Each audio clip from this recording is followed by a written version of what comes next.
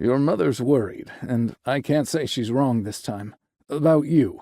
He shook his head and clenched and unclenched his fist. Something ain't right with you, and we want to know what it is. I'm fine, I said, but my mind was focused on the different places a knife might be hiding in my room. I wouldn't have brought it in, but someone else might have. And what if it were there this instant and I were to get hold of it? What would stop me from following through on that thought? The picture was so vivid in my mind. Father, the knife. I got off the bed, unable to stop myself, just a quick glance through my dresser, though then I had to move my other trousers aside to make sure a knife wasn't hidden there. Nothing under my shirts either. You ain't fine, Father said. You ain't been fine since we come back from California. At first, we figured it was just a phase, just another way Warren was being Warren, separating your food, fixing the way the furniture sat in the room, but this, whatever it is you're doing right now, is far from fine. There was no way I'd be able to check the whole room properly, not with Father right there staring at me, asking me questions. So I fell back on my second option, folding my arms tight against my body and keeping them there. I couldn't hurt anyone if I didn't move my arms. It wouldn't matter if a knife was there or not, assuming the temptation didn't overwhelm me. Father stood and strode over to face me, placing a hand on my shoulder.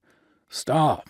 I'm trying to talk to you about the very thing you're doing while you're doing it, and you're telling me nothing's wrong? If only he knew getting closer to me only made the voice whisper more suggestions into my ear. I hugged myself more tightly, imagining I could squeeze the evil out of me, even if I knew I couldn't. You need to tell me, Father said. I promised your mother I wasn't leaving this room until it was out and settled. No more excuses. No more fancy words to talk around it. What ain't you telling us? It's not that I hadn't considered telling him before. I dreamed about it at night sometimes, and the expression of horror that crept over his face each time I admitted what I'd been thinking about was something I never wanted to see in real life. So what could I tell him that would be enough to make him leave me alone?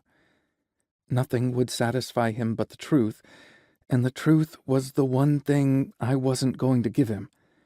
So instead, I stood there with my arms around me and my eyes squeezed tight, trying not to think of the many ways I might kill my father.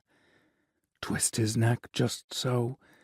Wrap the curtain sash around his throat. Get the rifle and on and on and on. He had to give up eventually.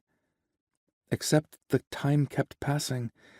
Outside my room came the sound of Mother downstairs baking bread and yelling at Adelia to churn the butter.